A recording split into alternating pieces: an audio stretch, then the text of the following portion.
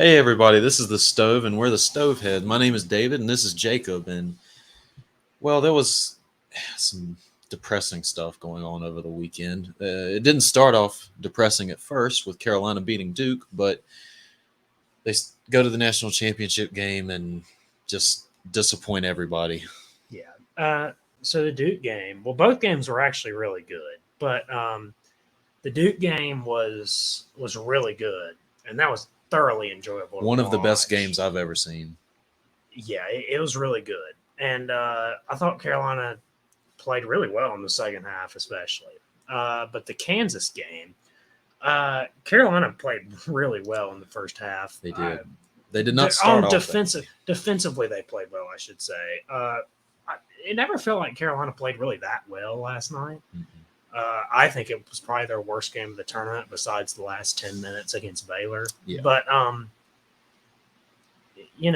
think that for Carolina, obviously you can't look at just this game because this is a very successful season, and I don't Yeah. think anybody thought Carolina was going to be there right here. I didn't.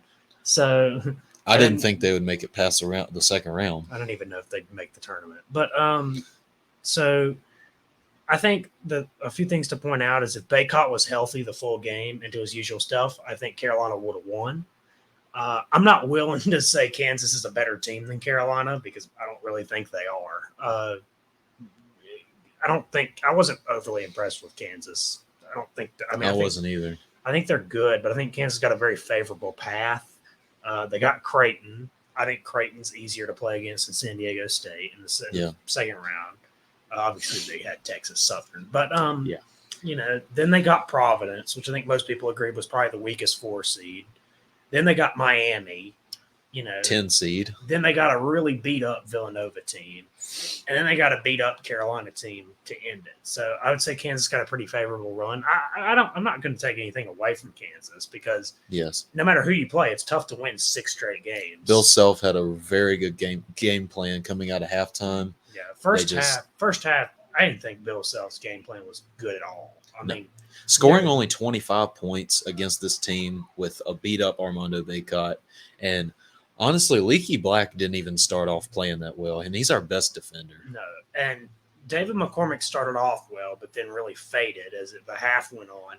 It felt like they were just forcing everything to just drive it into the paint and just try to make contested layups, and they just couldn't do that in the first half. Yeah. And it felt like, Carolina just packed the paint in the first half and pretty easily won the first half because Kansas, it's not like Carolina overly played well. They shot like 38% in the first Something half. like that. But for Carolina won this game basically in every single category. They had 24 offensive rebounds. They were plus 16 on the offensive glass, plus 20 on the glass. Kansas had 27 defensive rebounds. Carolina had 24 offensive rebounds. Yeah.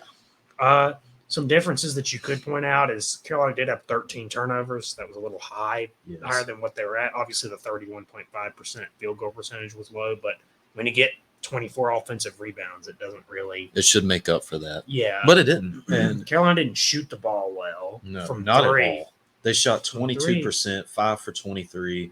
They shot 31.5% from the field. Kansas shoots 44% from the field, which big difference there. And obviously, you mentioned the rebounds, which we were plus 20 in rebounds, and we still don't win the game. And we were up 15 at the half, and we still don't win. I think is what happened was, and I'm very high on Hubert. I think tomorrow Carolina should give him a 5 or 10 year extension right away. Yes. I don't think there's any reason not to.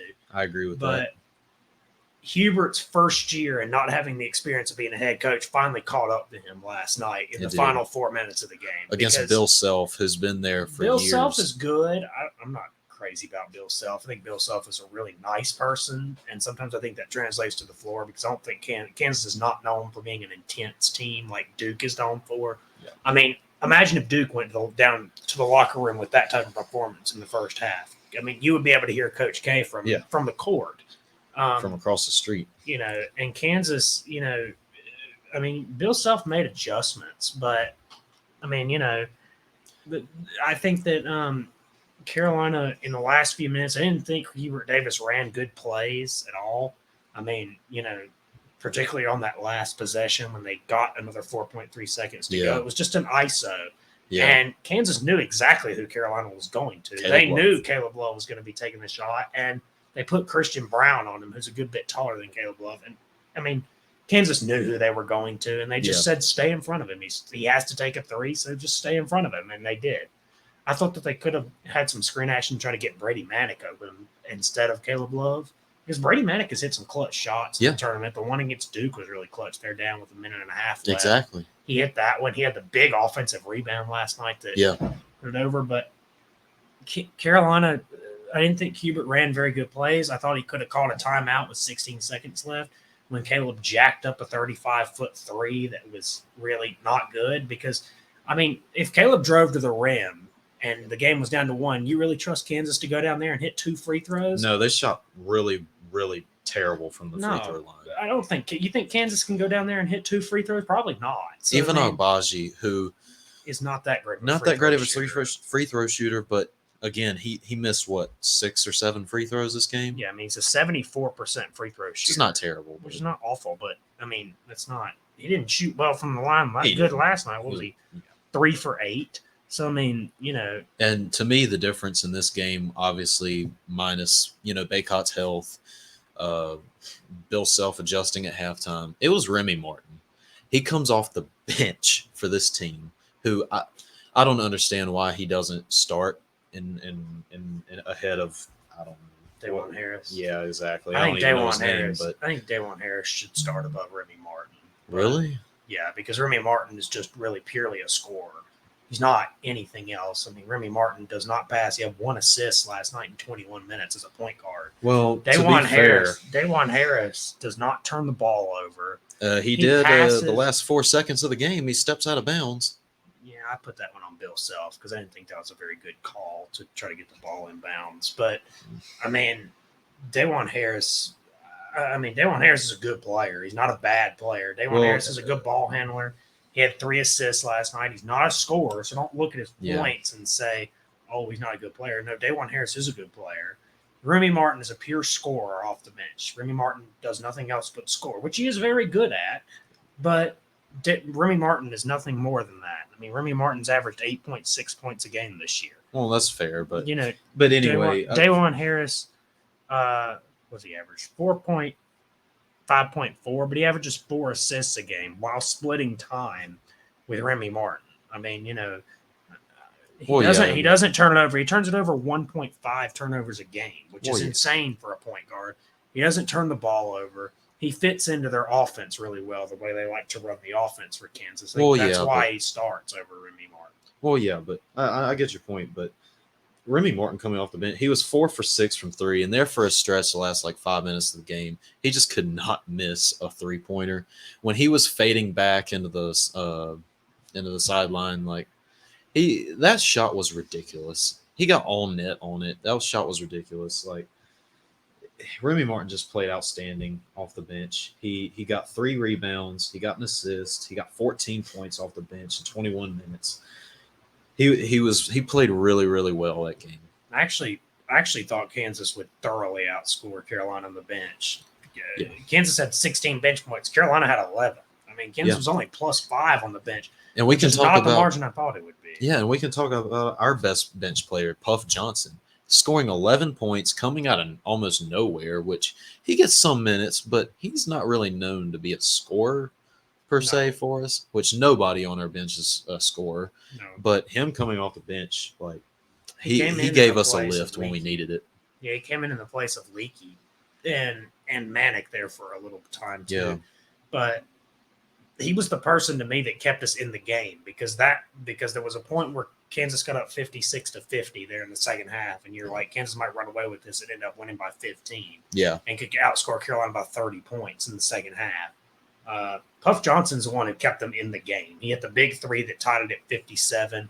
He had really nice plays. I mean, there were a few differences in the game. Kansas sped the game up really fast in the second half. I mean, they sped it up so much that one of our players started throwing up on the floor. That's how fast they sped it up in the game. He was hitting the stomach. I know, but still, I mean, players were getting hurt.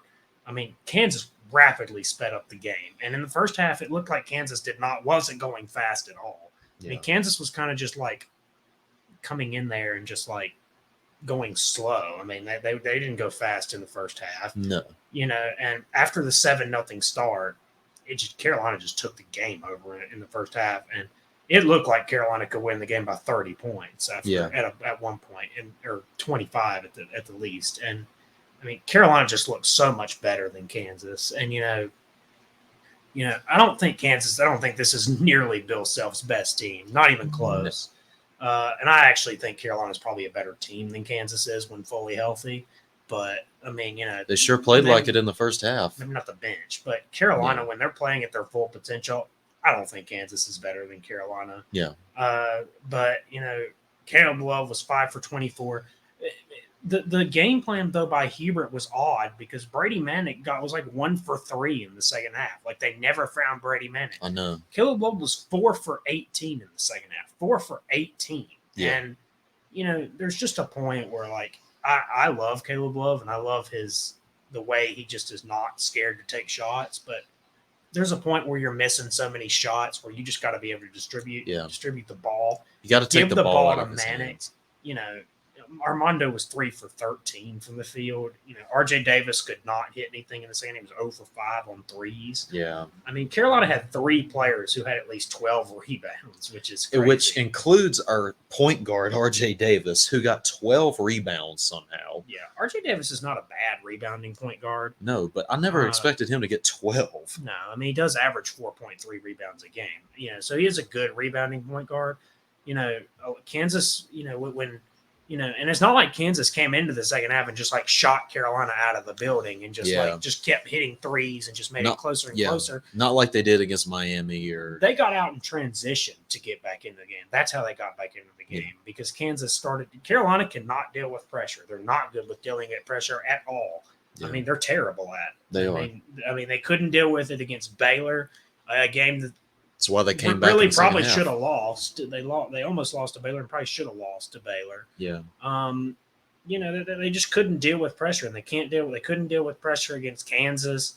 I mean, Kansas gets up and in you, and going 1-on-1 all the time is not the answer to beating pressure. You have to make the defense move, and it felt like Carolina just kind of started isoing in the second half and just kind of started playing hero ball. Exactly. And Caleb Love, 4 for 18 in the second half. He's like 1 for something, 1 for 6 or 1 for 5 in the second half from 3. Yeah. I mean, Carolina rides or dies by Caleb Love. And if Caleb Love, and in the last 2 minutes of the game, Caleb Love's going to take the shot just about every single time. He is. That's what happened last night. And it's got him through the UCLA game. It got him through the Duke game. And it got him through the Duke game, but it did not get him through the game last night. And he was just off.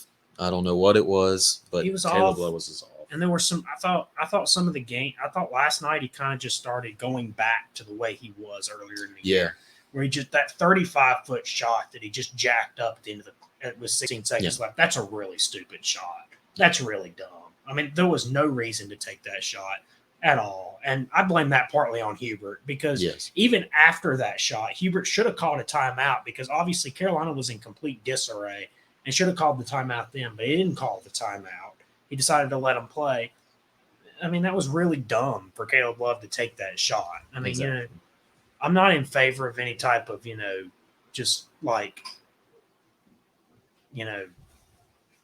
Caleb Love slander because he's the reason we got there. But, he did not have a good game last night. And he went back to the way he started playing earlier in the year, which is inefficient, taking bad shots. And that's what the difference was in the second half. Carolina went back to the way that they played early in the year, and that does not work. It didn't work early in the year, and it doesn't work now. Yep. And that's the reason why we lost is Caleb Love never got going, and Kansas started making their shots. And you can't expect a team like as good as Kansas to just not make shots all game. Like they weren't making shots in the first half, but you can't expect that to go into the second half. Yeah. And with Caleb Love not getting going, that just really killed our momentum that we had coming out of the halftime. And I think Kansas is one of the weakest teams I've seen win a title in quite a while because I just don't think this team is – I think Kansas is good, but I don't like Bill Self very much. I don't think Bill Self is that great of a coach. I mean, Yeah. I just don't think. I mean, he always falters in big games. He has had multiple games where he is the better team and they lose. Yeah. He's a great regular season coach, but he's not a great postseason coach. I mean, he did out coach Hubert last night. That just comes with experience. But I don't think this Kansas team is that great. I mean, Jalen Wilson is okay. McCormick is good, but McCormick's not a scoring guy in the post. He was last night, but he's not usually. Harris is not a scoring point guard. Brown is a good player, and Abaji, to me, can be very inconsistent at times. And streaky. Remy Martin is a good scorer, but Remy Martin is also inconsistent. So, I don't think this is the best Kansas team by far. I mean, the 2012 team that lost to Kentucky in the title game, to me, is much better than this Kansas team. Yeah. And some of the teams that they had when they had Frank Mason and Devontae Graham were better. Exactly. I think the 2018 team with Mikhailuk and Graham and Azubuike, I think that team was probably last better year's than this team. team. Well, last year's team wasn't that great. They were a almost 3 seed, but they were going to be the number 1 overall seed. they were a 3 seed last year. The 2020 team. That's my bad. Yeah, they were going to Keep forgetting it's 2022 already. They were going to be an overall number 1 seed that year, Yes. probably. And they had a great chance to win, and they would have been by far the betting favorite coming in. But, I think Carolina's probably a better team than Kansas is. Carolina had a lot of hurt players last night. I think if Baycott is 100% healthy, I don't think there's no way Carolina loses that game. Baycott playing on a hurt ankle. He played for 38 minutes.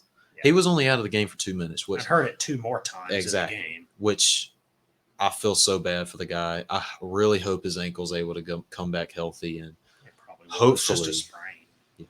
Hopefully he comes back next year for his senior year. Hopefully he doesn't go to the draft, which let's I think it just depends on what his stock is. Because if his stock is good, then he should go, because you should not risk an injury to come back to college and then go, because that can hurt you. I mean, Johnny Juzang's stock has gone down. Johnny Juzang should have went to the NBA last year. He decided not to go, and now his stock has dropped. Yeah.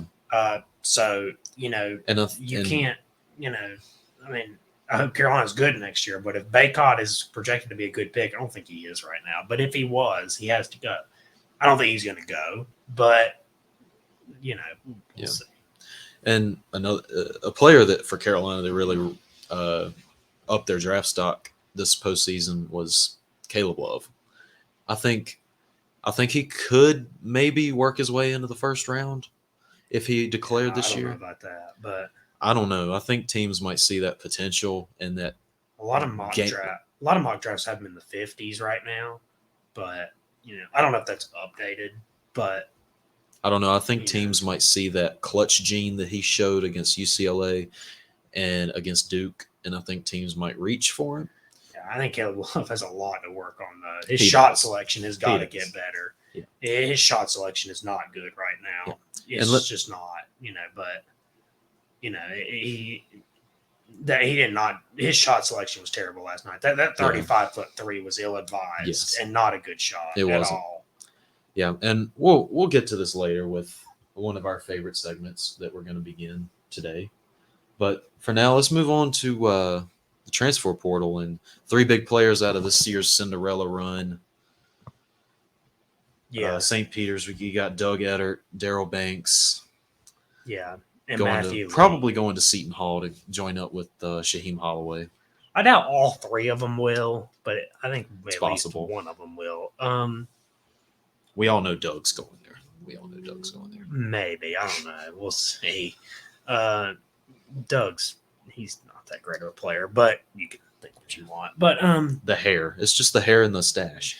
Yeah, which he says he's going to shave it, but he better not. Daryl Banks is not a bad player, and no, he's not.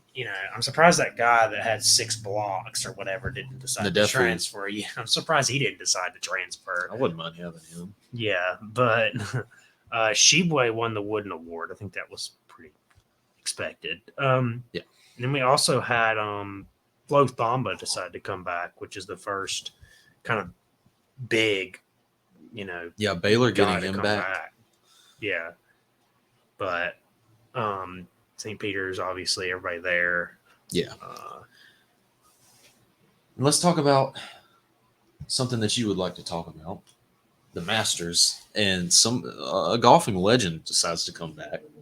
Yeah, Tiger Woods. I mean the best golfer I've ever seen. But Tiger says as of now he feels like he's going to play. So this is 14 months after he almost lost his leg in the car crash that everybody saw. But Tiger won the Masters a few years ago, which was a shock to everyone. Was that 2019? I think. Yeah.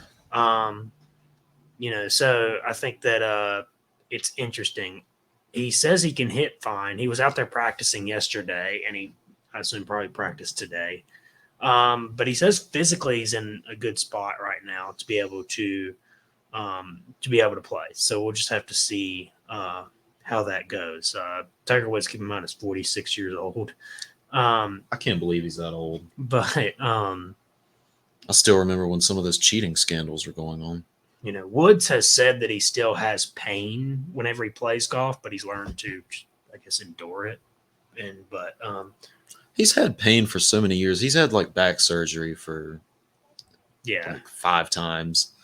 Yeah, and this is a quote. He says, He's going to have pain for the rest of his life. I don't show up to an event unless I think I can win it. So I guess he thinks he can win, but he might. I mean, I didn't think he'd win it the other years. But right now, if you'd have to ask me, I'd say DeChambeau is probably the favorite because he's just been probably crazy good the last year. Or Phil Mickelson. Anyway, no, he's not. Louis, who else? Justin Thomas is always there. Jordan Spieth is always in the conversation. So Oosthuizen's always in the conversation. So we'll have to see. I don't know anything about golf, but let's get to something I do know about, which is spring training. And how about you start us off with the Braves? Yeah. So Matt see Olson, how they're doing. Well, I mean, Matt Olson has just been absolutely insane the last few games. He's now hitting 344.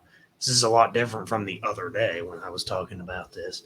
But he's now hitting 344. Today they played the Rays. He had a single and a double. Ozuna still not doing anything. Austin Riley still not doing anything. Rosario still not doing anything. Albies was 2 for 2 today. He's actually hitting 310, which is high for a lot of the Albies. Duvall. Does he hit usually 260? Yeah, if he's lucky. Duvall is hitting 370 right now. And Gilmore Heredia, who's probably our class clown of our team, is hitting 286. So, but I was really impressed today with Bryce Elder, who went. What about that guy that had like a 54 ERA? How's he doing? I think he's 9.82, so he's brought it down. So. Oh, okay. But Bryce Elder, who pitched 4 2/3 innings today, no hits, no earned runs on 3 walks and 2 strikeouts. I was pretty impressed with him today. Braves did not give up a run to the Rays.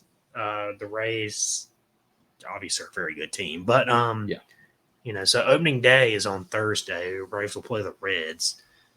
That's by the way, the last game of spring training was today. So the Braves play the Reds on the ESPN April 7th? Yeah, so Max Fried will go against Turner Mao, and Castillo is day-to-day, and Mike Minor is day-to-day, so I guess that's why they're not playing. Luke Jackson's obviously on the 60-day. Acuna's on the 10-day. Ian Anderson's on day-to-day. He needs it after this spring training performance. Yeah. Manny Pena is day-to-day. And I think Manny Pena, by the way, should be our new starting catcher, not Travis d'Arnaud. He did hit a home run. Manny Pena is a way better fielder. So yeah, that's true. Manny Pena is a really good fielder. So I think that is the direction the Braves should go in. But that's it. So the Cubs. Let's talk about the Cubs and the Twins. But first, I want to mention something that you absolutely hate to see: the Mets losing 14-0 against the Nationals. You absolutely hate to see it. Just a shame. I know spring training scores don't matter, but they do here. Something else that I really hate to see is the Twins losing to the Red Sox 10-6. And this one guy, let me pull up his name here, which I don't even know how to say it. It just warms my heart. Let's see. What is your name? Mets had 3 hits. Griffin Jacks. You give up 6 earned runs, and you only get 2 outs. What is that? So he Anyway. pitched 2/3 inning. Yeah. Oh, He only got 2 outs. Gives up 6 earned runs. Anyways, let's move on to the Cubs, losing 11-5 against the Rangers, which I'm not mad at the Cubs. We have no expectations at all this year. We're doing good in spring training somehow. We're 11-7, which I don't know how, but I'll take it.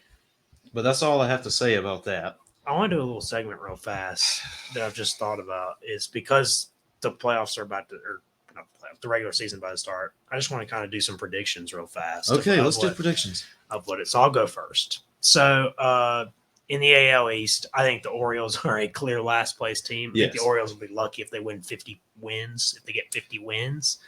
Maybe not that low. They're not good. If they call up Adley Rutschman, at least they'll be entertaining.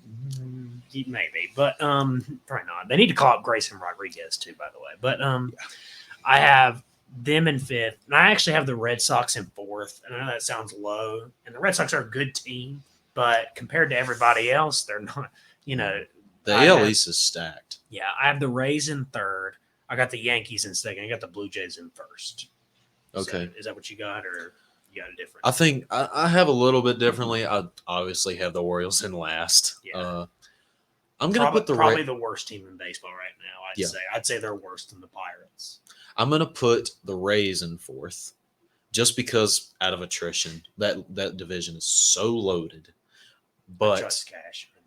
Yeah, I trust Cashman too. But I just think that the other teams just have so much more talent that it's going to win out in the end. I think the Yankees will end up in 3rd, and I think the Red Sox will end up in 2nd, because they did get Trevor Story, which is a massive signing because he is such a good ball player. But they did lose Kyle Schwarber.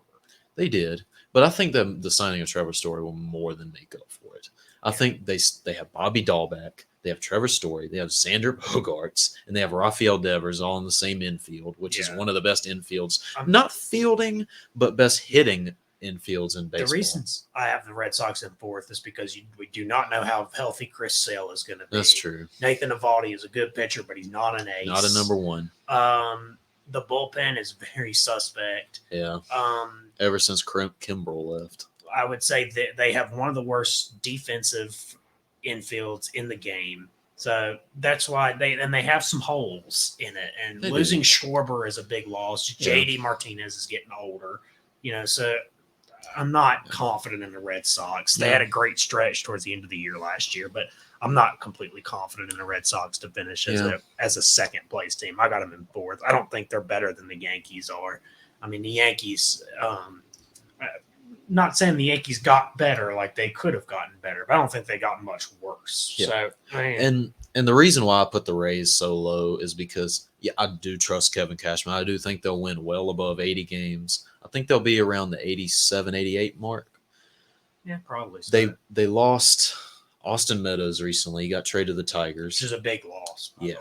And I think that the Yankees obviously always have so much talent. I don't think any amount of bad managing by Aaron Boone can limit that team. I think they'll win. Catcher. Yeah, top 5. Yeah, and I think and good pitching, not great pitching, but good pitching. But losing Colin McHugh is a big loss. And I do like. I don't like Alex Cora, but I think he's a good manager. I think the Red Sox finish in 2nd. I do have the Blue Jays finishing 1st in the division because Vladimir Guerrero Jr., Bo Bichette, Teoscar Hernandez, Hyunjin Ryu in the rotation, Nate Pearson coming up, Gosman. Adding him. Yeah, they just have so much talent. I think the Blue Jays. Yeah. Vladimir Guerrero Jr. might win the AL MVP this year. Yeah. He has a very good chance. The thing that is keeping the Blue Jays from being the outright and no doubt leader in this division is the bullpen, because the bullpen is not good at all. It's in the bottom half in the league in bullpens. So anyway, we got to get moving. So the AL Central. This one's a little bit more easy. Yeah, I got the Tigers in last. I got Royals. I got Guardians. I got Twins, and I got White Sox. Okay, I think I differ a little bit more here. I'll have the Royals in last, which they called up Bobby Witt Jr. today, which thank the Lord they did. I think the Royals finish in last. I think the Tigers finish. I think the Guardians finish in fourth. I think the Tigers finish in third. I think the Twins finish second, and I think the White Sox finish first. But, however, this is no bias whatsoever. I think the Twins have a shot at being first place this year if they pick up another starter. Yeah, I don't think so. The White Sox they're just absolutely loaded, and Yeah. when healthy, are an absolute top 5 team in baseball. But Yeah. the Twins, Their manager is a geriatric though, so I don't know how effective they'll be in the postseason. To me, the Twins are an aging team, and Yeah. they're also a team that does not have a very good rotation, and does not have a good bullpen, and they just don't. They got a lot of holes, and Yeah. losing Nelson Cruz was a difficult loss. I agree. So I'm not thinking the Twins are better than the White Sox right now. I don't think that's safe to say. Unless short of a implosion by the White Sox, they're probably not going to finish first. But I do have the Twins finishing second, the White Sox in first. So the AL West, which is going to be really interesting this year. So Yeah, I got it will. the A's in last now. I have the Rangers in fourth. I have the Mariners in third. I have the Angels in second. And I still got the Astros in first. I don't think until you prove that you can beat the Astros and keep them out of the top of the division, I'm still going to put the Astros in first. Yeah. I think you're really close, and I have pretty much the same one as you. I have the Athletics in last, which I think they're probably going to be really, really bad this year. They traded away everybody. Got rid of Matt Olson. They got rid of Matt Chapman, their 2 best players. I have I have the Rangers finishing in fourth. I have the Angels finishing in third. I have the Rangers finishing in second, and I have the Astros in first. Okay. So the only reason I didn't put the Angels third and the Mariners second is because this is assuming Mike Trout plays a full season, which I don't think he'll do. I know, but this is just assuming that assuming everybody stays healthy. Mike Trout, if he plays a full season, 150 games. So just to recap real quick, I have the Athletics, the Athletics in fifth, the Angels in fourth, the Mariners in third, the Rangers in second, and the Astros in first. Yeah, I'm still the Rangers. The only reason I have the Rangers in fourth also is because the Rangers have so many holes. The rotation is not good at all. The bottom half of that rotation is really bad. The bullpen is really bad. They have a ton of holes in the outfield. They have holes in the infield. They have holes everywhere. I don't think it's a good coaching staff. The farm system is not bad now. It's gotten better, but it's still, for as bad as they have been, they need to get better. I just don't think putting Marcus Semien and Corey Seager, just putting them on a team, makes them jump from fifth to second. But that's just my opinion. They could do it. I don't know. But yeah, I do think the addition of Corey Seager and Marcus Semien does put them over the top a little bit. I think they're just such good players, and they do have enough power to get some home runs out of Texas, which I don't know if they'll be able to get as much as they did in their other stadiums, but we need to know it. And Adolis Garcia needs to play like he did in the first half of the year and not like he did in the second half. Now let's talk about the NL East real quick. Yes. What do you got? So I have the Nationals in fifth. I have the Marlins in fourth. I have the Phillies in third. I have the Mets in second. I have the Braves in first. Okay. Yeah, I think this one is one of the ones we differ more with because I agree with you. I think the Nationals finished last. I think they're going to be garbage this year. By the way, Juan Soto's a 91 overall in MLB The Show, which is absolutely asinine. But anyway, keep going. Don't even get me started with that. That's ridiculous. But anyway, I have. Gosh, this is so tough because that division is really good. Yeah, it can be. Yeah. It wasn't last year. No, it wasn't. But okay, I have the Nationals in fifth. I'm gonna put the. Gosh, this is so difficult. I'm gonna put the Phillies in fourth. I'm gonna put the Marlins in third, and I'm gonna put the Mets in second. And I'm obviously putting the Braves in first. Yeah, and remember, the Mets are liars. They can't be trusted. So exactly, I'm not confident in that at all. They could falter, but this is based on the talent level that they have, and assuming DeGrom can play for more than 3 months. If DeGrom is not healthy and DeGrom cannot pitch. If DeGrom can't pitch in more than half the games, they're probably going to finish in third or fourth. More than half of the 31, 32 starts that he'll get. If he only pitches in 13 or 14 innings, Phillies are in second place, the Mets are in third because I think the Phillies are really good offensively, and Zach Wheeler is a beast on the mound. And Aaron Nola can be good at times. We'll see how good he is this year. But the bullpen is not very good. But the offense is absolutely insane, and they're just really good. And Reese Hoskins is very underrated, so they're really good. And I think Gene Segura is underrated. MLB The Show seems to think he's overrated. They put him like an 89, but I think Gene Segura is really good. So I would have the Phillies in second, and the Mets in third. This is assuming that the Mets and DeGrom stays healthy, and if the Mets play up to their full potential, I'd have the Mets in second and the Phillies in third. Yeah. And the only reason I put the Phillies so low is because I never trust any kind of Philadelphia sports ever. Anyway, the one team that I'm really high on this year is the Marlins. I think they could break out this year. They have a really good up-and-coming rotation. They have Sandy Alcantara, Trevor Rogers. They have Jazz Chisholm in the lineup. I think they're ready for a breakout year. Yeah. That's why I have them in third. I still think the Marlins are a few years away. I think the Marlins are an up-and-coming team, definitely. Mm-hmm.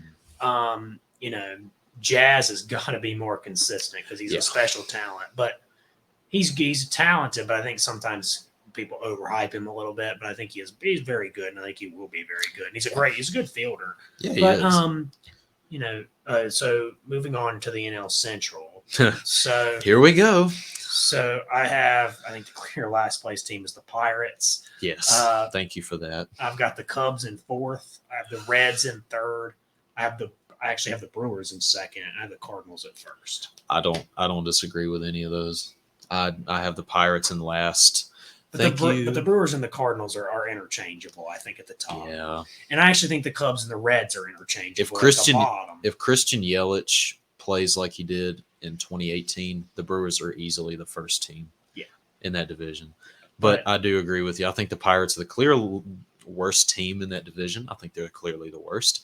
I think the Cubs are the next clearly the worst team in the division, which is so painful to say because 2016 feels like 100 years ago, which I don't want to have to wait another 108 years. Well, I really don't. You will.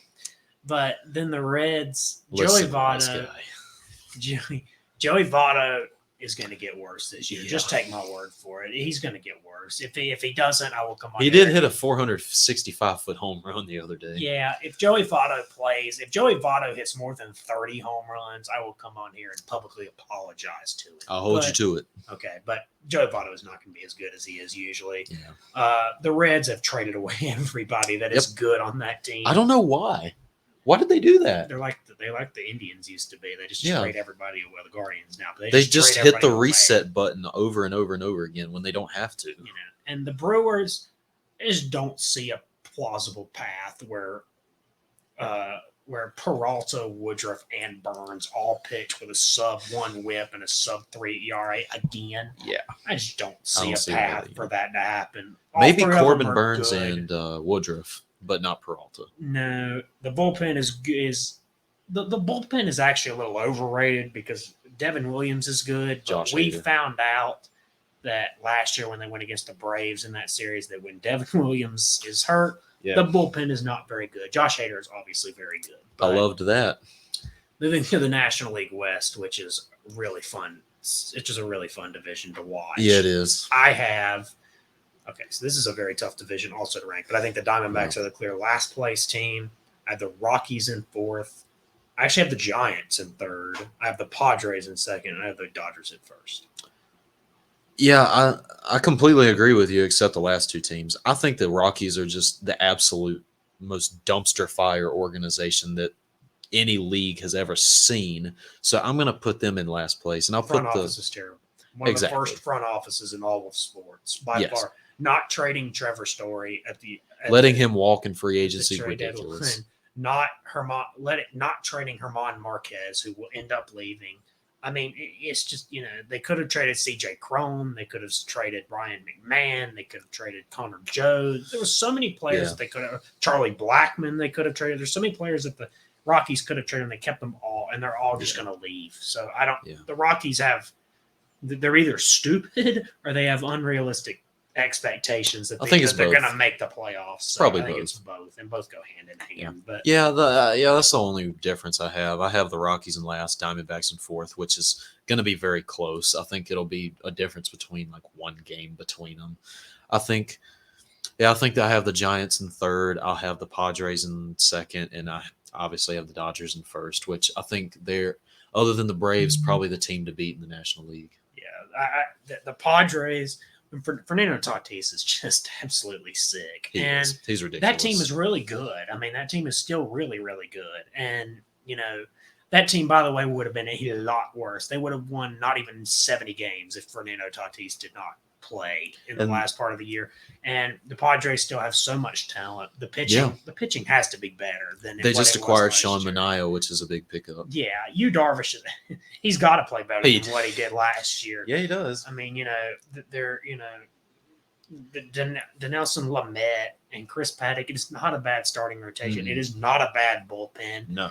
And the offense is great. They did lose Tommy Pham, which I think is a pretty big loss, but they still have Trent Grisham, which is such an underrated center fielder. Tatis, Cronenworth. Yeah, Cronenworth is really good. Machado is really good.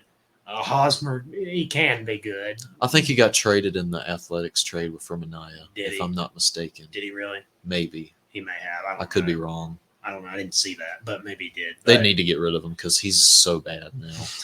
But, yeah, I think the Padres are a second-place team. I think the Dodgers are first. So I don't exactly know how the playoffs work yet. I have to look more deeper into that. So I'm just going to take you to the NLCS and ALCS and just tell you the World Series. Okay. So I got the Dodgers and the Braves. In the NLCS, I have the Blue Jays and the White Sox. In the ALCS, I have the White Sox beating the Blue Jays in a 6 games. I don't think that bullpen is good enough to get to a World Series yet.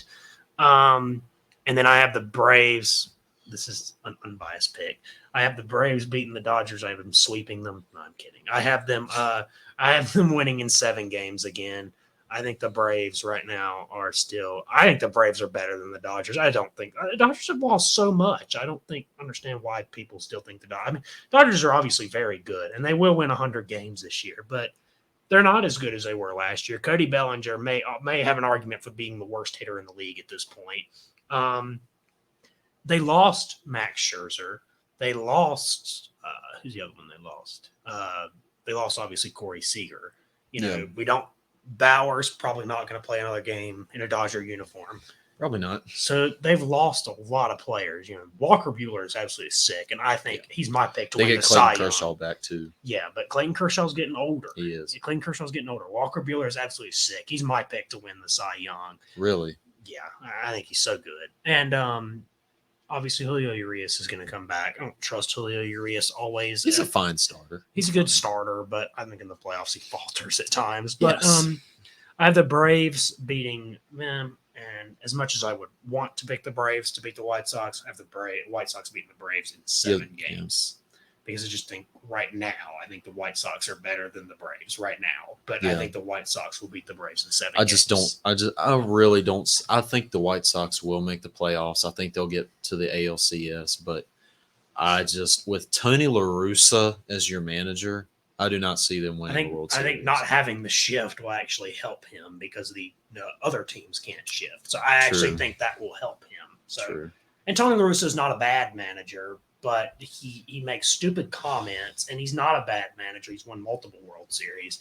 Not a bad manager. Old. He's getting old, and you can tell. He's not getting old. He is old. Yeah, he is old. And I think that Tony La Russa has a lot of issues. I do not like Tony La Russa at all, but I do think he's still a good manager. And I don't know how many of the players like Tony La Russa either. Yeah, but I do think, White Sox are just so loaded.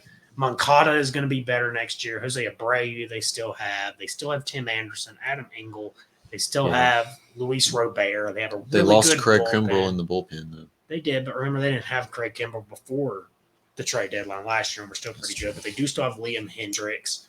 The starting rotation, they did lose Rodon, which is a pretty big loss, but I still have them getting past the Blue Jays because in the playoffs, if your bullpen does not step up and your bullpen does not play well, you're going to lose. You're going to lose. And I don't think the Blue Jays have a good bullpen. That's actually why I have them losing in 6 because I don't think Hyunjin Ryu is not known for going 9 innings. So, No, he's not. So then Hyunjin Ryu starts, and maybe he gives up 2 runs through 6 innings.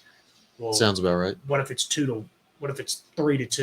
Exactly. You think that bullpen can maintain a 1-point lead unless over they the last 3 innings? I don't. unless they make some moves at the trade deadline, which you always got to take into account.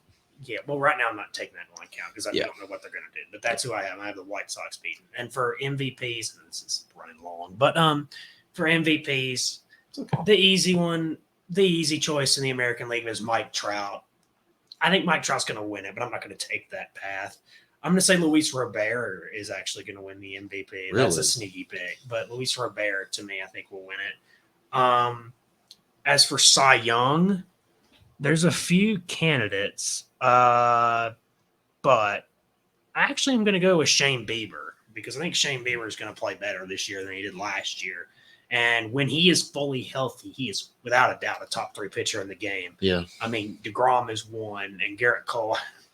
I mean, I used to think he was a solid number 2, but I don't know at this point. But I have Shane Bieber winning the American League Cy Young. And then in the National League, actually, let me do Rookie of the Year. Rookie of the Year is Bobby Witt. National League. You could argue Julio Rodriguez too.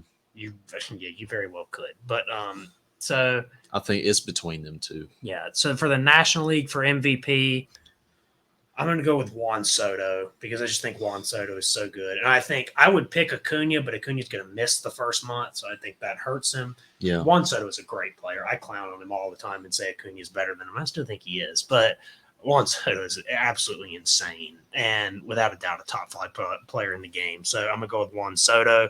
Like I say, I have Walker Buehler winning the Cy Young, and I actually have O'Neal Cruz winning the Rookie of the Year for the Pirates. Really? For the Pirates, yeah. Wow. Well, for the National League, I'm gonna give my predictions real quick. For the National League MVP, I'm gonna pick Matt Olson for the Braves, actually, and that's not to flatter you or anything. It does. Well, you're welcome.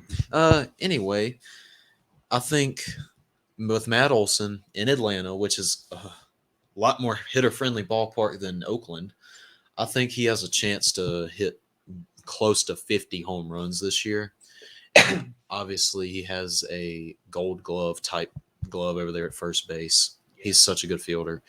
I think all of that combined would give him a chance to win. I'm not super confident in that. Obviously, you have Acuna, and Soto, obviously, but I think it's really hard to predict that division. And for the Cy Young, I'm going to agree with you. Walker Buehler, he's insane. He's incredible. Yeah, and I don't think DeGrom's going to stay healthy. Yeah, I don't think so. If he stayed healthy, so we do it's take DeGrom. Injuries into account for this part. Yes, we do. But for the American League, I'm going to go another first baseman, Vladimir Guerrero Jr. Last year, incredible. I think this year, more incredible. I think for the AL Cy Young, who did you pick? Shane Bieber. Shane Bieber? You can't pick the same person as me. I know. It's so hard to pick Cy Young. I mean, I can give you some dark horses that I think could possibly do it. It's just so hard. I think Lance McCullers is a big dark horse for the Astros. I like Lance McCullers, but anyway. You know what? Let's go Sonny Gray for the Twins. Do it, bud. Do it. Anyway, who's your Rookie of the Years? Rookie of the Year, Julio Rodriguez and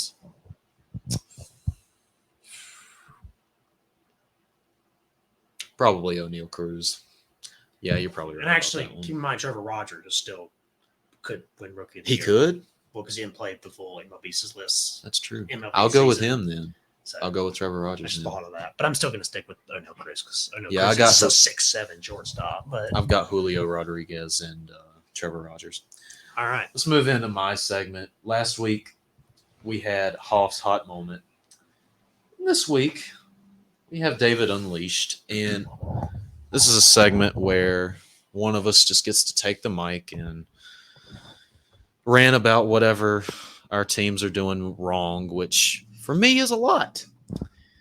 And this week, we obviously have the North Carolina and Kansas game, which the Tar Heels blow. a 15-point halftime lead. I know we already talked about it. But hearing it all weekend about how Kansas is going to win, and even us, we had Kansas predicted to win. But part of me thought that the Tar Heels had a really good chance to win this game.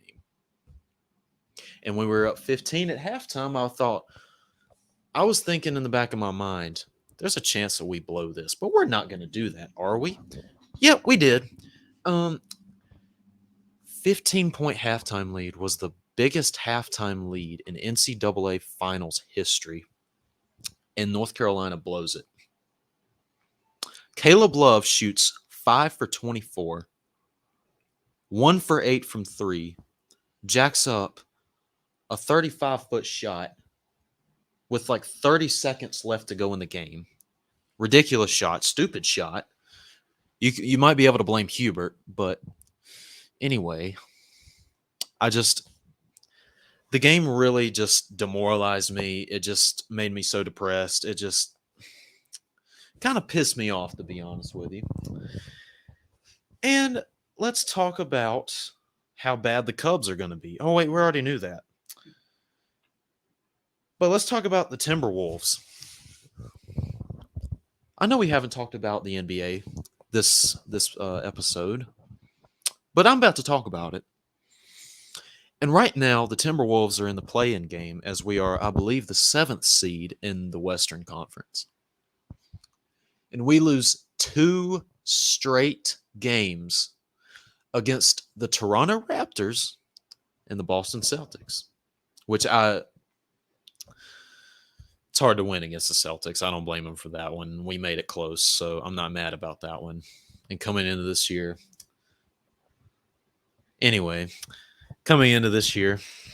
we had no expectations because we're the Timberwolves. We lose to the Toronto Raptors. And then yesterday, I believe, we beat the Denver Nuggets. And we're in the play-in game. And we might have to play the Phoenix Suns in the first round of the playoffs, which will get swept. If we have to play the Phoenix Suns in the first round of the playoffs, we'll get swept. I guarantee it. But if we have to play the Grizzlies, which I don't think is no cakewalk either, we have a better shot against the Grizzlies because we've beaten the Grizzlies a couple of times this year, and I think we have a good shot to beat them. But I think just the Timberwolves, the Cubs, Twins, obviously you got the Carolina game in there, which we just exhausted already. I think just with all this going on, just had a really bad weekend. I mean, give both of my baseball teams, the Twins and the Cubs, giving up 10, 11 runs. Just not good at all. Just absolutely ridiculous. Anyway, have a lot to look forward to because Stanley Cup playoffs are coming up in hockey. The Minnesota Wild picking up a Hall of Fame goaltender in Marc-Andre the Flower Fleury, winning 7 straight games going into the playoffs. If we pull this off, it will be the first Minnesota championship that I will have ever seen. I don't know when the Minnesota Lynx played, but that's the WNBA. Anyway, if the Wild are able to pull this off, which with a goaltender like Marc-Andre Fleury, if we're able to pull this off, it will make me so happy because I just became a hockey fan like a couple of months ago. And when I saw there was a Minnesota hockey team, I jumped right on it. And when I saw that they were actually good, I was like, oh, yes.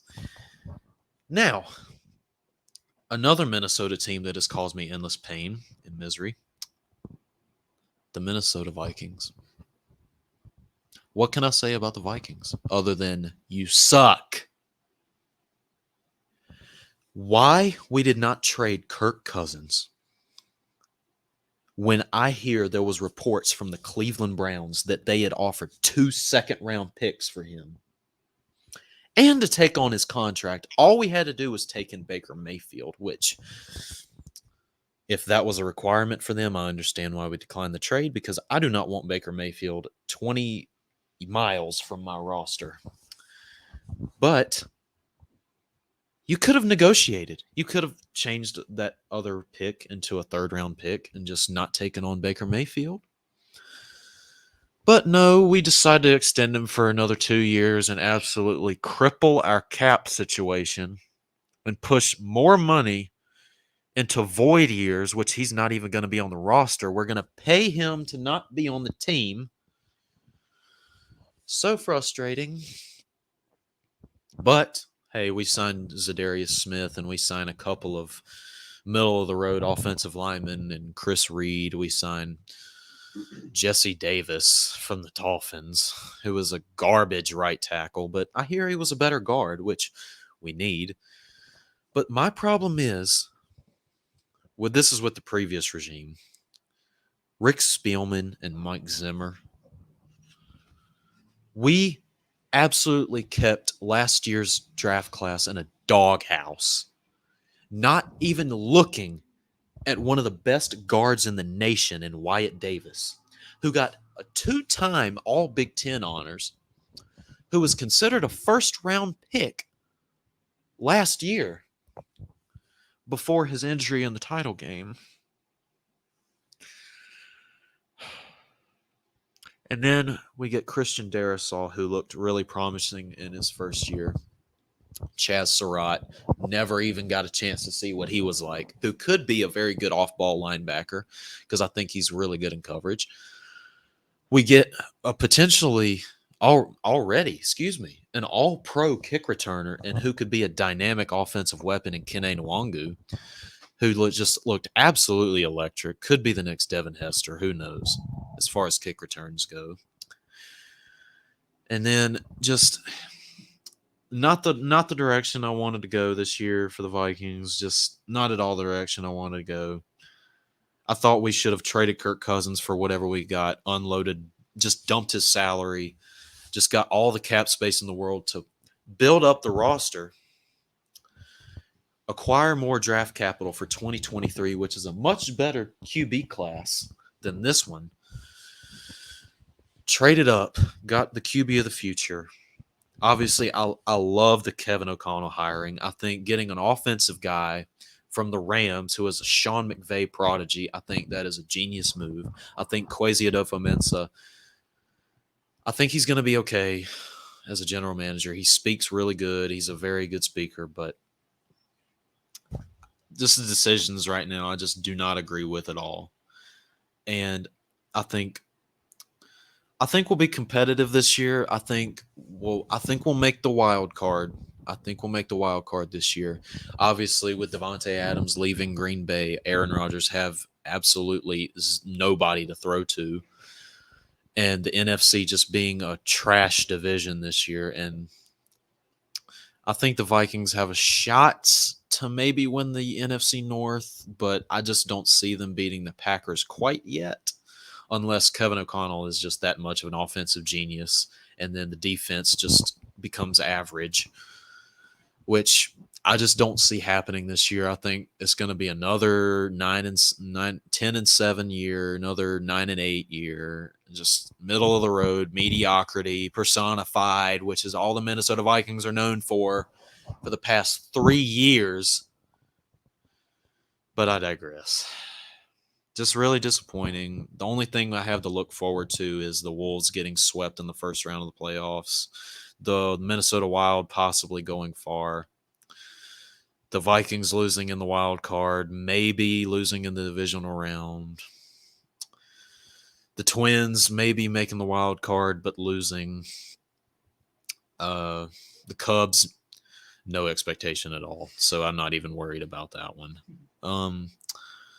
But yeah, that's all my thoughts for David Unleashed. And let's move on to final takes. Give me an opportunity to cool off a little bit. Do you have any final takes? Yeah, there's a guy named Flurry Flower. No, that's his nickname. Oh, okay. The Flying Flurry. No, that's just his nickname. If your name was Flower, like Tyler Flowers. Well, that's with a Z on the end. Oh. Anyway. So final thoughts. What happened here with Kareem? What did he Kareem do? Abdul-Jabbar? Yeah. Didn't he try to like criticize LeBron or something? Don't we all? What? Don't we all criticize LeBron? Yeah, we did. But he said The only person that I know just does not criticize LeBron at all is Skip Bayless. yeah, definitely not. He's the But biggest LeBron fan I've ever seen. anyway, talking about LeBron, so the Lakers are now in 11th in the race for the playoffs or in the Western Conference. Imagine So, having Anthony Davis, Russell Westbrook, and LeBron James all on the same team and not even making the playoffs. yeah, well, That's you better hope they don't get ridiculous. in that 10 spot because then they play the Timberwolves in the playing game. And Are you serious? I don't know if you think you'd bet against LeBron in a one game. I wouldn't, but they're 2 games We out of it better not right play now. them. They're 2 games out of it right now, so they should win out. They got Phoenix on the road tonight, so You got me scared now that we're going to play the Lakers in the they play-in got game. Phoenix. San Antonio has at the Nuggets, at the Timberwolves, so that'll be a big game. The Warriors and the Mavericks, so they got a tough end to the year. Yeah. The Lakers have the Suns, Warriors, the Thunder, but they're at the Nuggets, so pretty even. But so that might be fun to watch. I'll watch the Minnesota Timberwolves against the Lakers. I like that. But We better win that game. uh, Cat better score 50. the Celtics right now would play the winner of Brooklyn and Cleveland. So hopefully Brooklyn can beat out Charlotte for that. You'd rather 9 play spot. you'd rather play the Nets? No, they play the winner of Cleveland and Brooklyn. Oh. But I'm saying I want Brooklyn to take Charlotte's 9 spot so that we Oh yeah. would have to play either Charlotte or Cleveland in the first Who round. would you rather play, Charlotte or Cleveland? Cleveland. Probably. But Maybe. Cleveland's really good. I mean, Darius Garland's good. He's insane. Evan Mobley's good. But we'll see. That's all my takes I have. It's just on the NBA. Yep, I think I exhausted all of my takes for today. Well, thank you for listening, everybody. Subscribe and like the video if you enjoyed, and we will Turn on see the you. bell. Turn on that bell too, and we will see you Thursday. Thank you for listening. Bye.